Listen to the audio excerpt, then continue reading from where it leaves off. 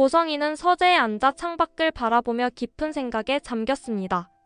최근 들어 뭔가 이상했습니다. 박성재가 자신을 피하는 것 같았고 박영라도 마찬가지였습니다. 예전 같으면 아침 식사 때 인사라도 건넸을 텐데 요즘은 눈도 제대로 마주치지 않았습니다. 고성이는 휴대폰을 꺼내 번호를 눌렀습니다. 신호음이 2번 울리자 익숙한 목소리가 들려왔습니다. 네, 사장님. 지난번에 부탁한 건 어떻게 됐어? 흥신소 직원이 조심스럽게 대답했습니다. 아직 특이사항은 없습니다만 계속 감시 중입니다. 고성이는 입술을 깨물었습니다. 직감이 자꾸 경고를 보내고 있었습니다. 28년간 이 집안에서 살아남기 위해 갈고 닦은 촉이 틀릴 리 없었습니다. 범위를 넓혀 성재하고 영라 두 사람의 동향을 철저히 파악해 누구를 만나는지 어디를 가는지 뭘 조사하는지 전부 다. 알겠습니다. 전화를 끄는 고성이는 창가에 서서 정원을 내려다봤습니다. 이 집의 안주인 자리를 지키기 위해 얼마나 많은 것을 희생했는지 생각하면 치가 떨렸습니다. 쌍둥이 딸을 버리고 아들 하나만 데리고 이 험한 세상을 헤쳐왔습니다. 그렇게 어렵게 얻은 자리를 빼앗길 수는 없었습니다. 며칠 후 다시 전화가 왔습니다. 사장님, 보고 드릴 게 있습니다. 말해. 흥신소 직원의 목소리가 긴장되어 있었습니다. 박성재 부사장님과 박영라 씨가 비밀리에 서류를 수집하고 있습니다. 병원 기록, 보육원 서류, 인테리어 계약서 같은 것들입니다. 고성이의 얼굴이 굳어졌습니다. 뭐라고? 그리고 그 서류들이 전부 사장님과 관련된 것들입니다. 지은호라는 여성과의 관계, 간이식 과정, 그 전후 사정들을 조사하는 것 같습니다. 고성이는 전화기를 쥔 손이 떨리는 것을 느꼈습니다. 예상은 했지만 막상 현실이 되니 등골이 서늘해졌습니다. 얼마나 모았어? 상당량입니다. 거의 완성 단계로 보입니다. 전화를 끄는 고성이는 소파에 털썩 주저앉았습니다. 머릿속이 복잡하게 돌아갔습니다. 저 아이들이 증거를 모으고 있다면 목적은 하나였습니다. 자신을 이 집에서 몰아내려는 것이었습니다. 폭로당하기 전에 먼저 움직여야 해. 고성이는 중얼거리며 일어섰습니다. 방어만 하다가는 당할 수밖에 없었습니다. 28년간 쌓아온 모든 것이 무너지기 전에 선제 공격을 해야 했습니다. 먼저 치고 나가서 상황을 유리하게 만들어야 했습니다. 고성이의 눈빛이 차갑게 빛났습니다. 살아남기 위해서라면 무엇이든 할 각오가 되어 있었습니다. 고성이는 박진석이 서재에서 나오기를 기다렸습니다. 거울 앞에서 눈가를 살짝 붉게 만들고 표정을 가다듬었습니다. 오늘 밤 모든 것이 결정될 터였습니다. 박진석이 서재 문을 열고 나왔을 때 고성이는 복도에 서 있었습니다. 박진석이 아내의 평소와 다른 표정을 보고 발걸음을 멈췄습니다. 왜 그래? 무슨 일 있어? 고성이는 떨리는 목소리로 말했습니다. 여보, 드릴 말씀이 있어요. 오래 숨겨왔던 건데 더 이상은 못 숨기겠어요. 박진석의 표정이 진지해졌습니다. 뭔데 그래? 안으로 들어와. 두 사람은 안방으로 들어갔습니다. 고성이는 침대 가장자리에 앉아 고개를 숙였습니다. 박진석이 옆에 앉았습니다. 말해봐. 뭔데? 고성이는 깊은 한숨을 내쉬었습니다. 연기였지만 진심처럼 보여야 했습니다. 당신을 만나기 전에 저한테 아이가 있었어요. 쌍둥이였어요. 박진석의 눈이 커졌습니다. 뭐라고? 너무 가난했어요. 하루하루 먹고 살기도 힘들었어요. 쌍둥이 2명을 키울 형편이 안 됐어요. 고성이의 눈에서 눈물이 흘러내렸습니다. 그래서 딸아이를 좋은 가정에 입양 보냈다고 생각했어요. 아들만 데리고 살았어요. 그 아이가 우진이에요. 박진석은 아무 말 없이 아내를 바라봤습니다. 고성이는 계속했습니다. 그런데 최근에 알게 됐어요. 그 딸이 좋은 가정에 간 게 아니었다는 걸요. 보육원에서 자랐더라고요. 평생 부모 얼굴도 모르고요. 그래서? 고성이는 흐느끼며 말했습니다. 그 아이가 우진이 친구 지은호였어요. 세상에 이런 우연이 어딨어요? 우진이 친구가 제 딸이었다니. 박진석의 얼굴에 복잡한 감정이 스쳤습니다. 그래서 간이식을 도운 거야? 네, 제가 버린 딸이잖아요. 그 아이한테 뭐라도 해줘야 했어요. 죄책감에 미칠 것 같았어요. 고성이는 두 손으로 얼굴을 감싸며 어깨를 들썩였습니다. 당신한테 말 못한 건 부끄러웠기 때문이에요. 자식을 버린 여자라는 게 너무 창피했어요. 28년을 함께 살면서도 차마 말을 못했어요. 박진석은 한참을 침묵했습니다.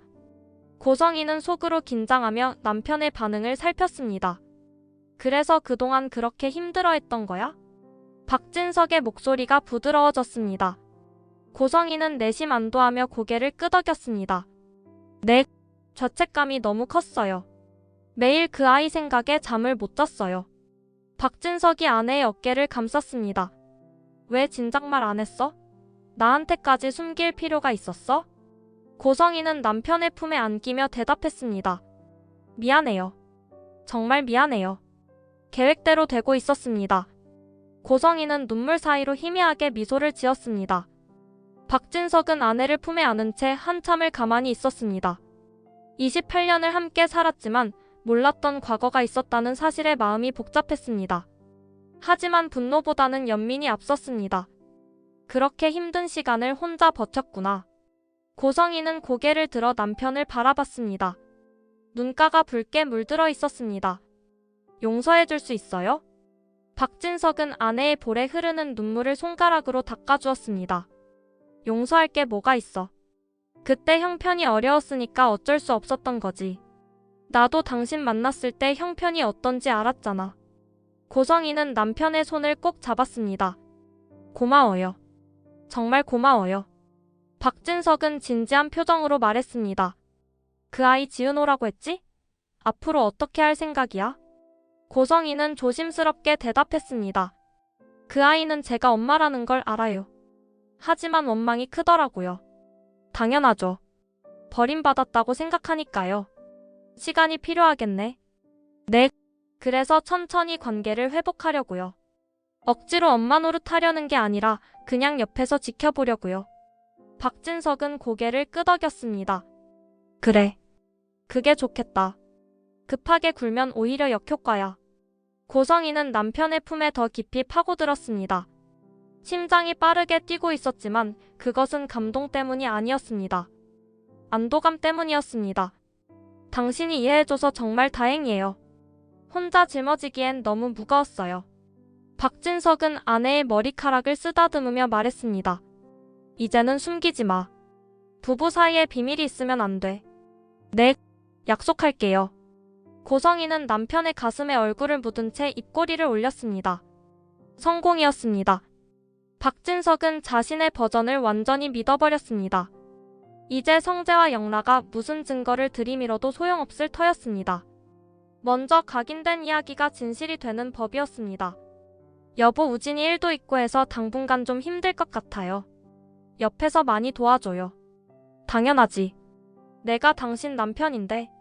고성이는 눈을 감았습니다. 28년간 쌓아온 이 자리를 지키기 위해 또 한 번의 거짓말을 했습니다.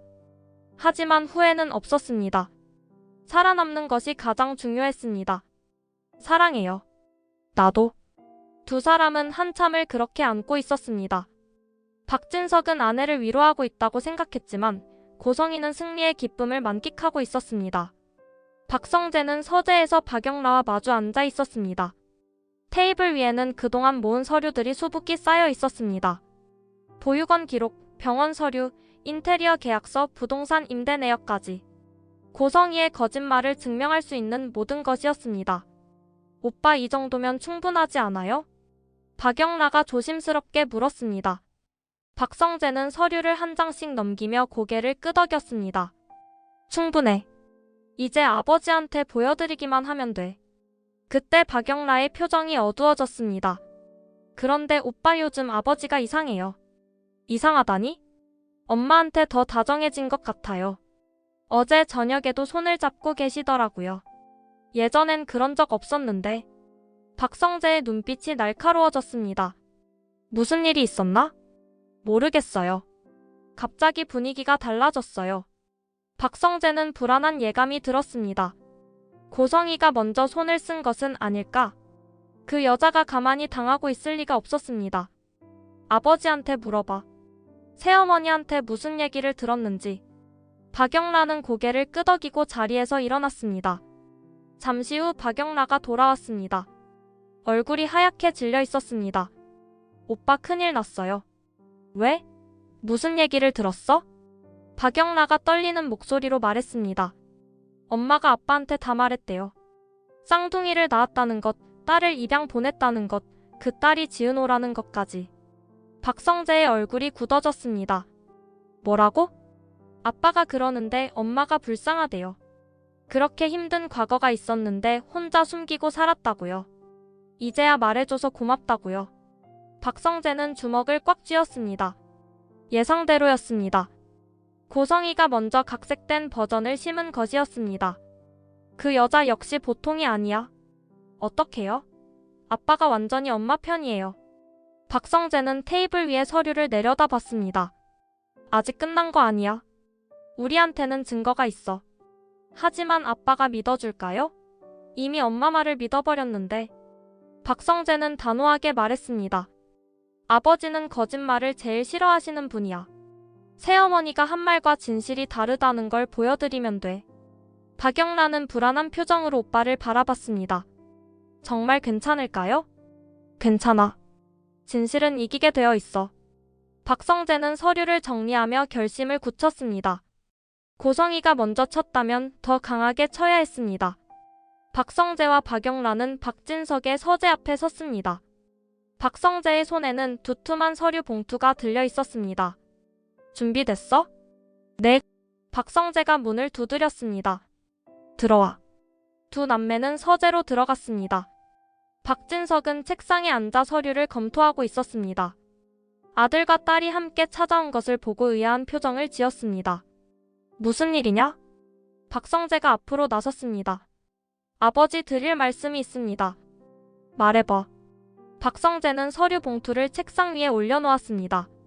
어머니께서 말씀하신 것과 다른 진실이 있습니다. 박진석의 눈썹이 꿈틀했습니다. 무슨 소리야? 박성재는 서류를 하나씩 꺼내며 설명했습니다. 이건 가온재단 인테리어 의뢰 계약서입니다.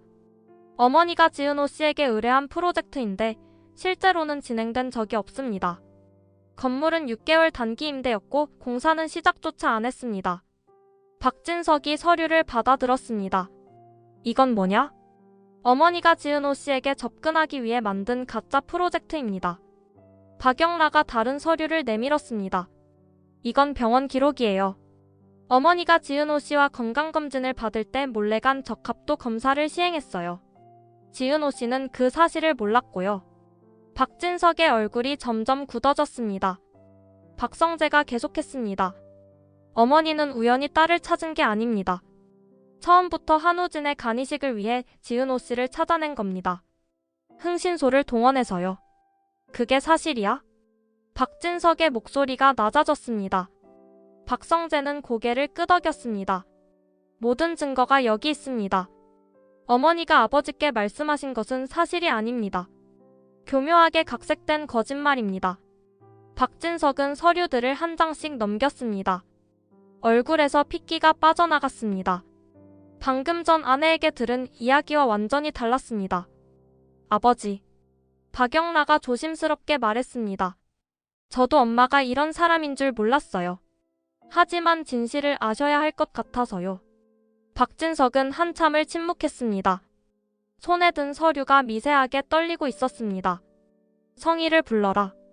박진석의 목소리는 차갑게 가라앉아 있었습니다. 박성재와 박영란은 서로를 바라보며 고개를 끄덕였습니다. 고성이는 서재로 불려왔습니다. 문을 열고 들어서는 순간 분위기가 심상치 않다는 것을 느꼈습니다. 박진석의 표정이 돌처럼 굳어 있었고 책상 위에는 낯익은 서류들이 펼쳐져 있었습니다. 여보, 무슨 일이에요?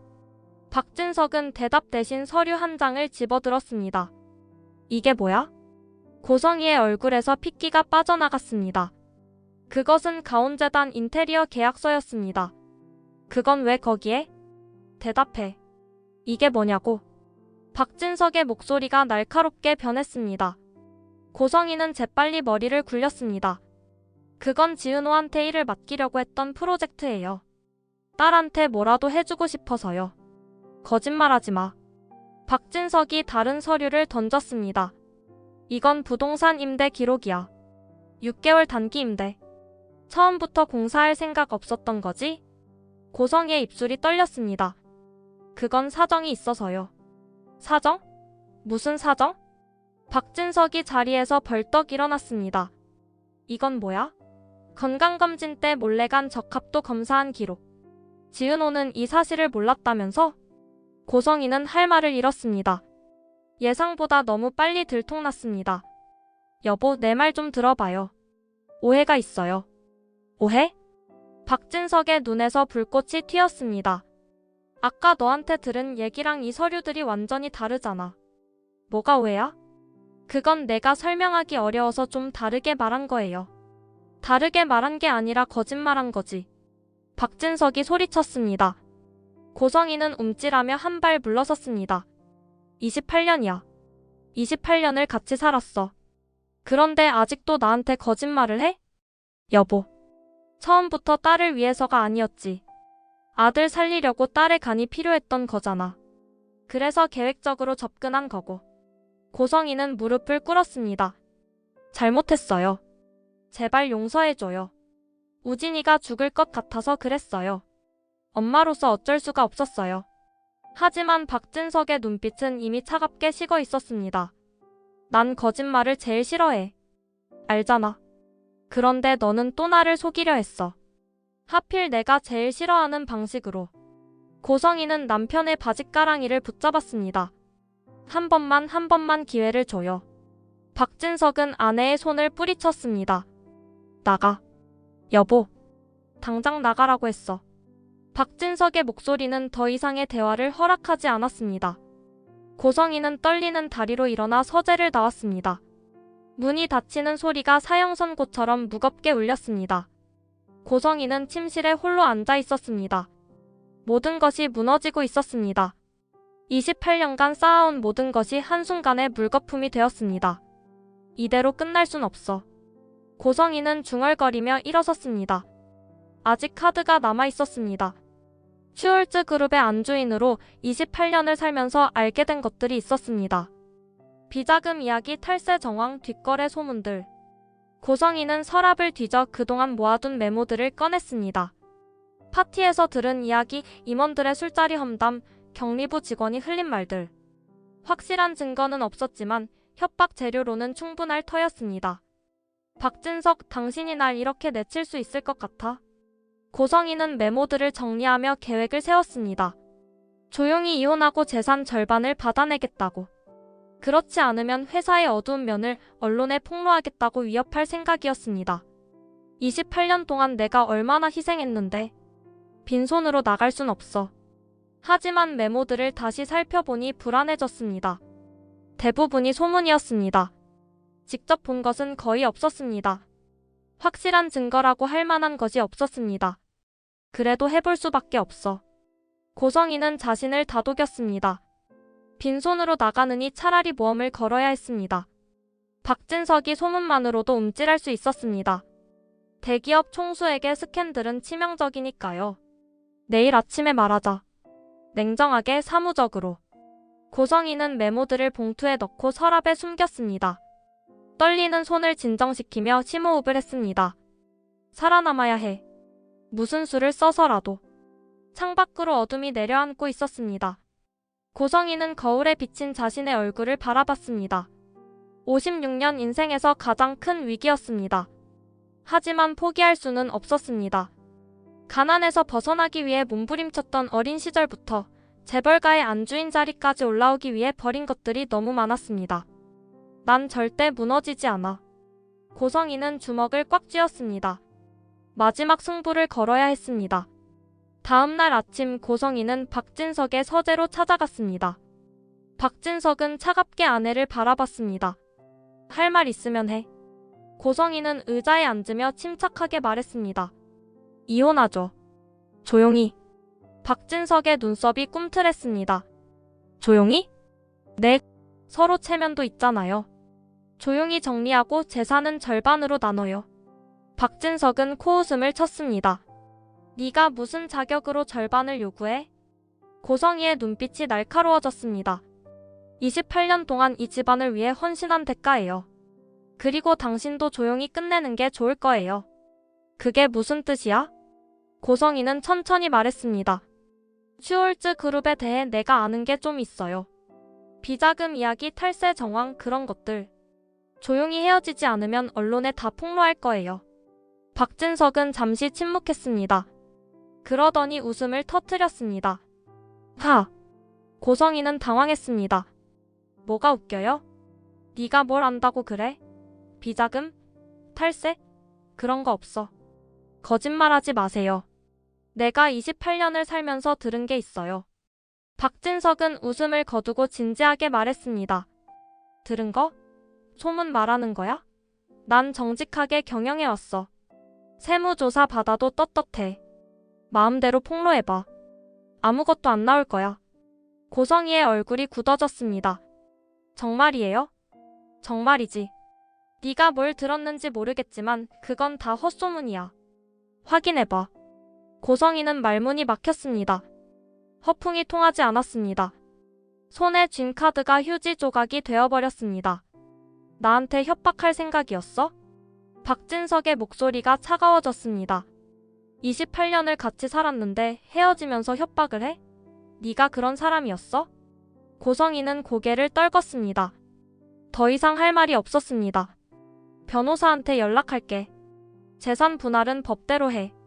네가 받을 수 있는 건 법이 정한 최소한이야. 여보, 더 이상 그렇게 부르지 마.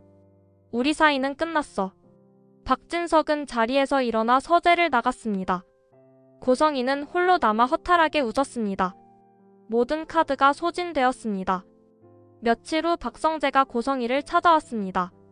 고성이는 짐을 싸고 있었습니다. 옷장에서 옷을 꺼내 캐리어에 넣는 손이 떨리고 있었습니다. 마지막으로 할 말이 있어서 왔습니다. 박성재의 목소리는 차갑지만 정중했습니다. 고성이는 손을 멈추고 의붓아들을 바라봤습니다. 뭔데? 조용히 나가시면 형사고발은 하지 않겠습니다. 고성이의 눈이 커졌습니다. 형사고발? 간이식 과정에서 사기, 문서위조, 불법 의료행위 방조. 다 적용할 수 있어요. 하지만 그렇게까지 하고 싶진 않습니다. 고성이는 비웃었습니다. 고맙기도 해라. 28년 동안 내가 이 집안을 위해 얼마나 헌신했는데. 박성재의 표정이 굳어졌습니다. 헌신이요? 헌신이 아니라 이용이었죠. 처음부터 끝까지 계산된 거였잖아요. 뭐라고? 아버지를 처음 만났을 때도 우연이 아니었다면서요? 한우진이 아파서 병원에 가는 길에 우연히 만났다고 하셨지만 그것도 계획이었던 거 아닙니까? 고성이의 얼굴이 하얗게 변했습니다. 그건 아니야. 그건 정말 우연이었어. 믿을 수가 없네요. 어머니가 하신 말 중에 뭐가 진짜인지 모르겠어요. 고성이는 침대에 털썩 주저앉았습니다. 성재야. 저한테 그렇게 부르지 마세요. 전 어머니한테 아들인 적 없었잖아요. 박성재의 말이 비수처럼 꽂혔습니다. 고성이는 할 말을 잃었습니다. 재산 분할은 변호사끼리 협의할 겁니다. 법이 정한 최소한만 받으시게 될 거예요. 그리고 이 집에서 일주일 안에 나가세요. 일주일? 충분하죠. 28년간 쌓은 재산이 있으실 테니까요. 박성재는 돌아서며 마지막으로 말했습니다.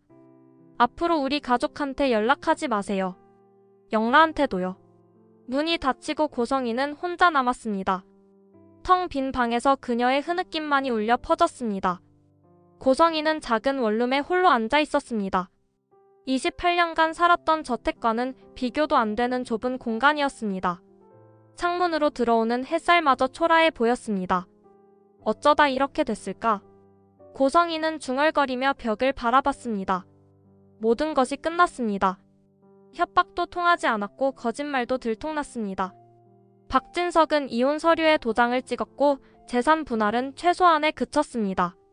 더 참담한 것은 사회적 매장이었습니다. 그동안 쌓아온 인맥들이 하나둘씩 등을 돌렸습니다. 전화를 해도 받지 않았고 문자를 보내도 답이 없었습니다. 28년 동안 뭘 한 거지? 고성이는 자조적으로 웃었습니다. 가난에서 벗어나고 싶었습니다. 그래서 수단과 방법을 가리지 않았습니다. 딸을 버리고 거짓말을 하고 사람을 속였습니다. 그 결과가 이 좁은 원룸이었습니다. 휴대폰이 울렸습니다. 한우진이었습니다. 엄마 어디에요? 우진아. 목소리가 떨렸습니다. 미국에서 소식 들었어요. 괜찮아요? 괜찮아. 엄마는 괜찮아. 괜찮지 않았지만 아들에게 약한 모습을 보이고 싶지 않았습니다. 제가 돌아갈까요? 아니, 오지 마. 너는 거기서 공부나 열심히 해. 엄마 걱정하지 말고. 전화를 끊고 고성이는 눈물을 흘렸습니다. 유일하게 남은 것은 아들뿐이었습니다. 하지만 그 아들마저 자신 때문에 힘들어하고 있었습니다. 욕심이 화를 불렀어. 고성이는 처음으로 자신의 잘못을 인정했습니다. 더 가지려고 발버둥 치다가 모든 것을 잃었습니다. 딸을 버린 것도 사람들을 속인 것도 결국은 자신에게 돌아왔습니다. 창밖으로 해가 지고 있었습니다. 고성이는 어둠이 내려앉는 방에서 홀로 앉아 지난 56년의 삶을 되돌아봤습니다. 후회해도 소용없었습니다. 이미 엎질러진 물이었습니다. 이지혁은 지은호와 함께 카페에 앉아 있었습니다. 따뜻한 커피 향이 공간을 채우고 있었습니다. 지은호의 표정은 복잡했습니다. 고성이 이사장 소식 들었어?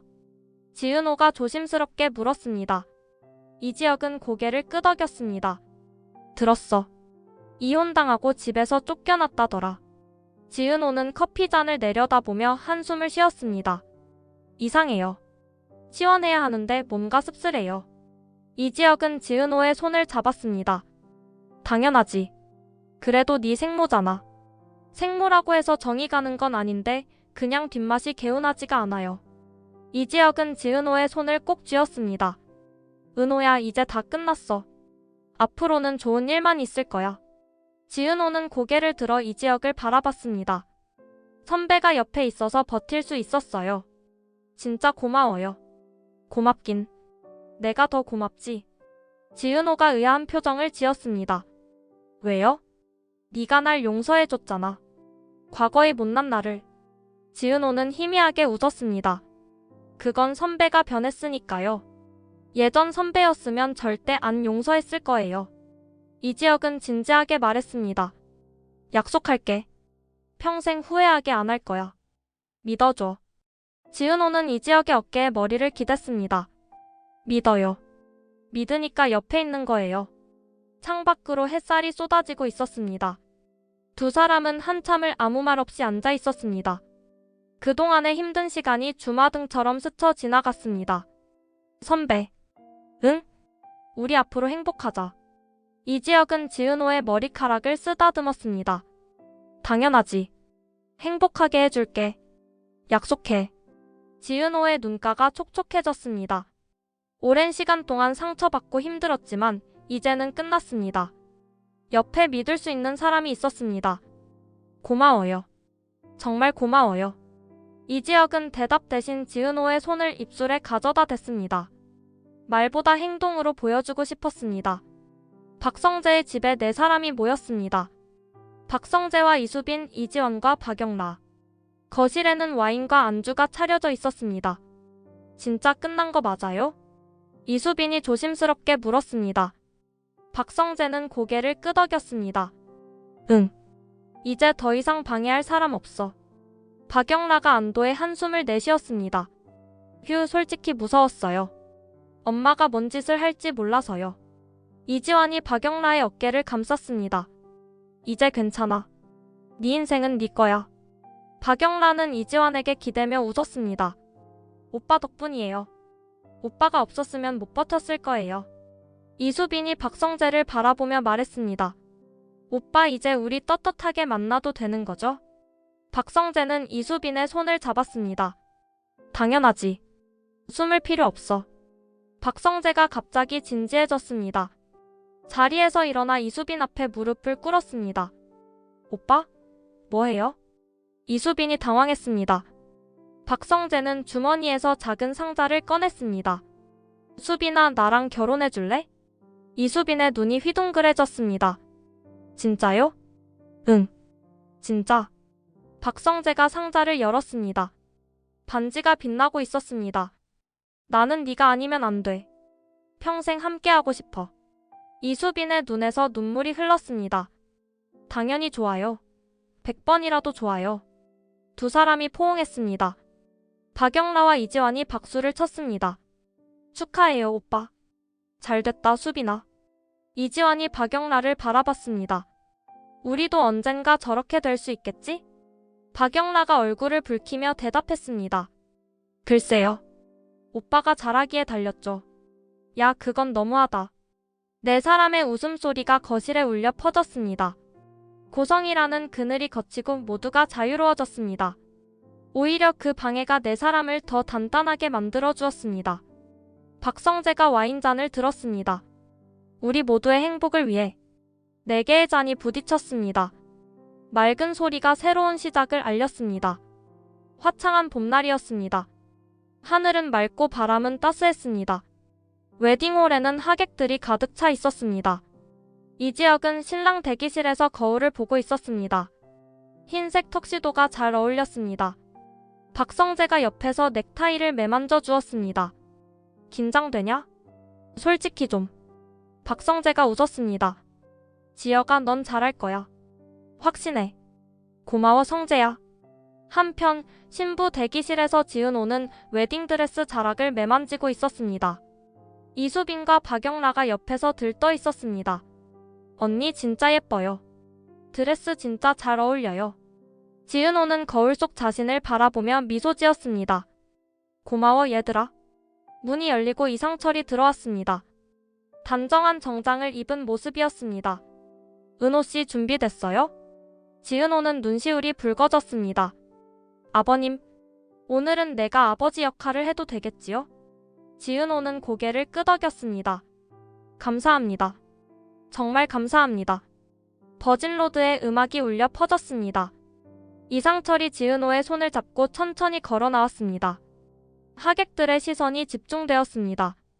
이지혁은 신부를 바라보며 숨을 멈췄습니다. 지은호가 너무 아름다웠습니다. 눈물이 핑 돌았습니다. 이상철이 지은호의 손을 이지혁에게 건넸습니다. 우리 은호씨 잘 부탁하네. 네, 아버지. 평생 행복하게 해드리겠습니다. 지은호가 이지혁의 손을 잡았습니다. 두 사람은 단상으로 올라갔습니다. 주례가 말했습니다. 신랑은 신부에게 하고 싶은 말이 있으면 해주세요. 이지혁은 지은호를 바라보며 말했습니다. 은호야, 난 너 때문에 다시 태어났어. 과거의 못난 나를 버리고 새 사람이 될 수 있었어. 평생 너만 바라보고 살게. 약속해. 지은호의 눈에서 눈물이 흘렀습니다. 선배, 아니 여보. 나도 약속할게요. 평생 옆에 있을게요. 두 사람은 서로를 바라보며 웃었습니다. 주례가 선언했습니다. 이제 신랑 신부는 입맞춤을 해도 좋습니다. 이지혁이 지은호를 끌어안았습니다. 입술이 포개지는 순간 하객들의 박수 소리가 터져나왔습니다. 김다정이 눈물을 훔쳤습니다. 조옥래의 빈자리가 느껴졌지만 할머니도 분명 기뻐하고 계실 터였습니다. 정순이도 눈물을 글썽이며 딸을 바라봤습니다. 화려한 날들이 진짜로 시작되었습니다. 오랜 상처와 아픔을 딛고 일어선 두 사람의 새로운 출발이었습니다.